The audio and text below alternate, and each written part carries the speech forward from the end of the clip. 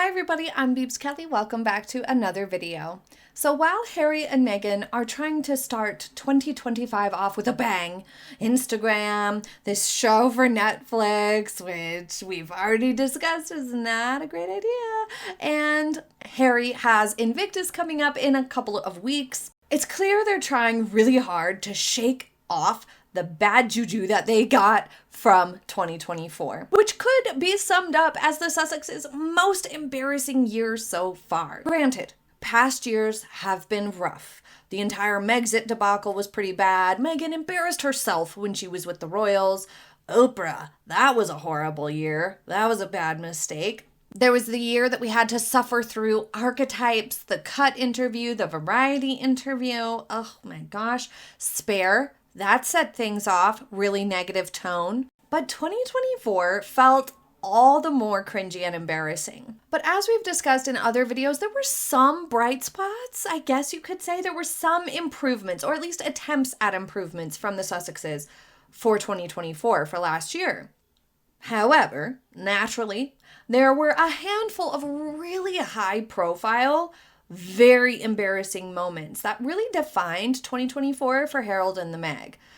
Ultimately, it feels like at this point, there's been a bit of a shift that has really changed the narrative around the Sussexes to almost exclusively negative. And that is the fact that mainstream outlets are also calling out the Sussexes on their nonsense. And more, every single thing they try is just rejected, straight up. It really seemed like it took quite a few years for people to catch on to these lies and manipulations that the Sussexes do, as well as the disappointing showing that they have at pretty much everything they try. How there's no substance behind it, everything flops, because they're just not that likable. For example, in the spring, upon return from one of their publicized vacations, where they pretended to be royals, and they're not, Archewell was declared delinquent for not handing in the required fees and documentation on time. While it was a simple fix and turned out to be more of an administrative sort of situation, that didn't necessarily save the couple from the embarrassment of it all, with headlines running everywhere in every outlet and every publication that they were declared a delinquent charity and could not collect donations or hand out donations. If you can't even file your paperwork and fees well before a deadline to avoid problems like this, then there's clearly bigger issues at hand. It showed their incompetence to the public, and of course it was circulated heavily in all the media, including mainstream, making it impossible to escape. For any organization, but especially a high-profile one, this is rather unprecedented. These types of things shouldn't happen and don't usually happen. So it was very newsworthy and sent a lot of red flags up. Rightly so. 2024 also saw them once again voted most disliked public figures. This was the second year in a row, plus they were also voted most disliked like a couple years prior to that. Like I think there was one year where they weren't the most disliked, but they were almost. They were like in the top 5 or the top 10. And then there was other years where they were back at the top of that list as well. At least they're the best at something. Another embarrassing fail last year came in the form of staffing issues. Across their multiple endeavors, the Sussexes have been unable to find and or keep staff. This problem has plagued the couple since they became a couple, really. Back when they were with the royal family, when they were working royals, they struggled to keep staff even then. The Queen appointed some of her best and most loyal, most experienced staffers to Harry and Meghan's team, and those people all left in quick fashion, usually citing the Meg being very difficult to work for, that Harry and Meg basically won't let those people do their jobs because they refuse to follow the advice or guidance offered. They refuse to read the briefs before they go do something, and then they're mad and cranky that they didn't know the answers to certain questions. And that's where the first round of bullying reports and accusations came for the Meg. Way back then, staff were finding her impossible to deal with and work for, and Harry and Meghan were creating a negative and toxic work environment even then. When they moved to California, though, they enjoyed more understanding towards this issue of fluctuating staff, because it does take time to find the right fit, to find good staff, To find out what positions you really actually need filled during transition periods like they were in at the time, or they were starting up something new, you do need a bit of a grace period when it comes to staffing up.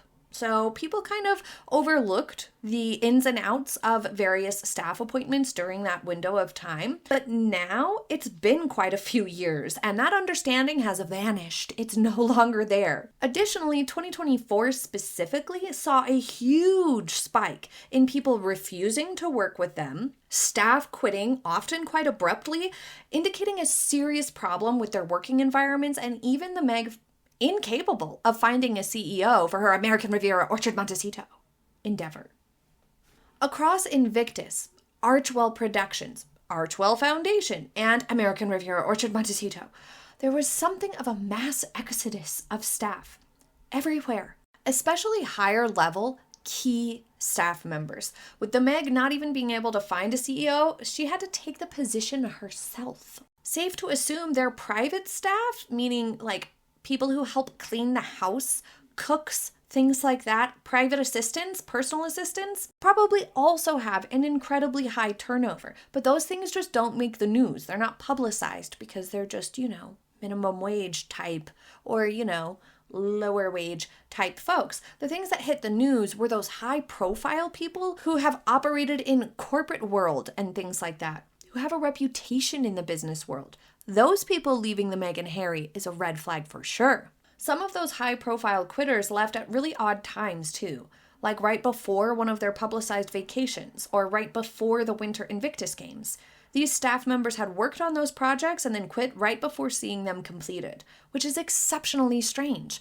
Rumors swirled that it came down to basically an ethics and morals question, that these staff members didn't agree with the approaches that Harry and Meghan were taking, of heavily censoring the media, of continuing to push this faux-royal narrative, of continuing to bill things to Invictus that they really arguably shouldn't, doing things in a way that these staffers knew was the wrong way to go, and Harry and Meghan being so stubborn and stuck in their ways or thinking that they're right, that they're going to go forth and do it that way anyway, then these staffers don't want to stick around and have their name attached to it anymore. These are smart business people. They're like, well, then bye. I'm not going to have my name attached to this sort of a project or press censorship.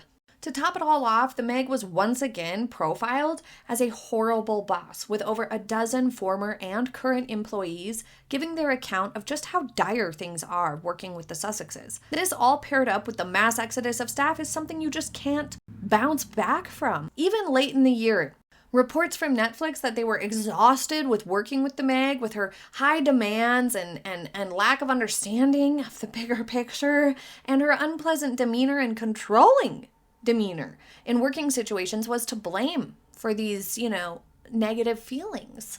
So all of this compiles to create this image that feels very legitimate. It aligns with all the other reports we've heard about the Meg, the news since she joined Harry.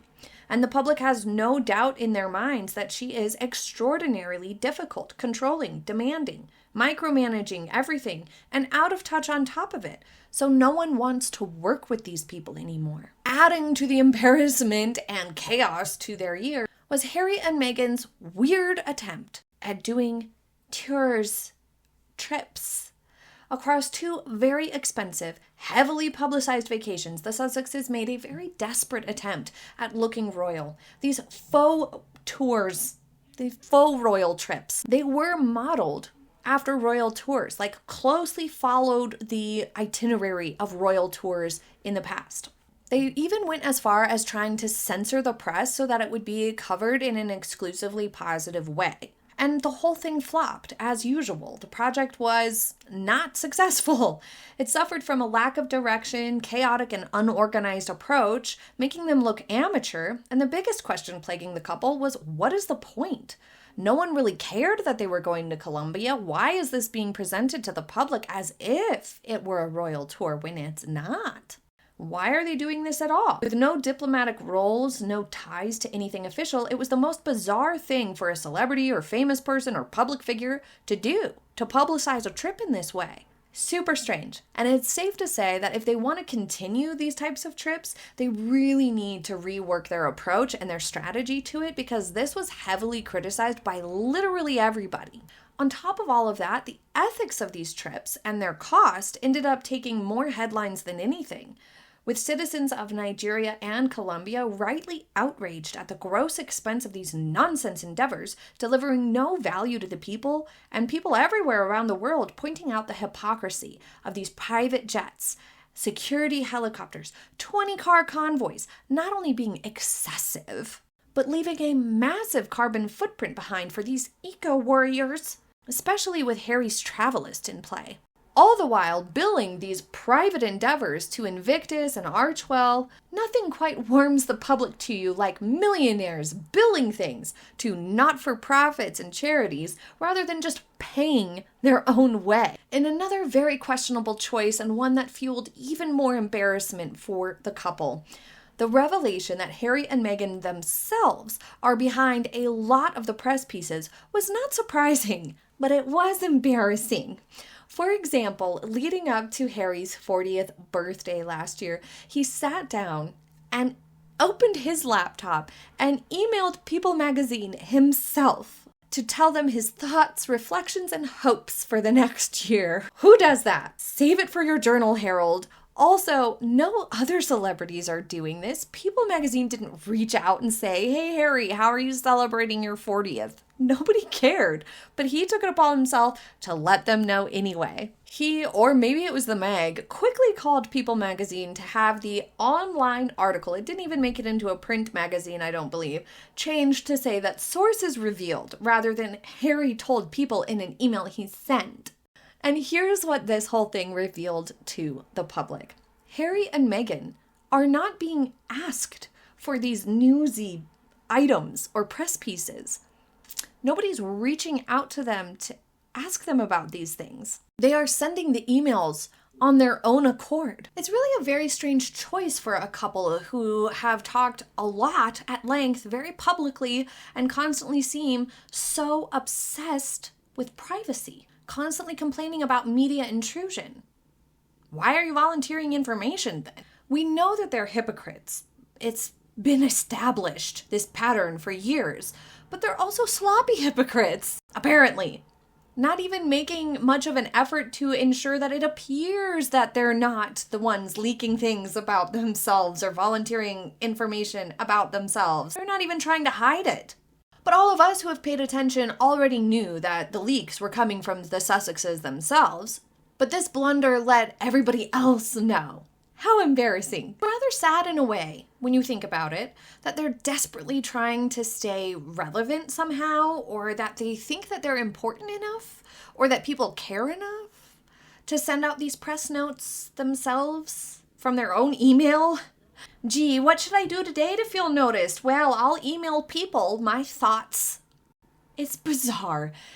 On one hand, it is kind of sad to think about the fall from grace that Harry had. Previously, he would be asked by royal reporters what he's doing for his 40th, or he would be having a nice celebration, and people would want to know and care. And he's used to that level of attention. So, like I said, in a way, that's kind of, in a way, a bummer. But he's done so many bad things, nobody feels bad for him. Instead, it's just so bizarre, it comes across as incredibly narcissistic. But because of everything that Harry has done, it just comes across incredibly narcissistic and self-obsessed and self-important.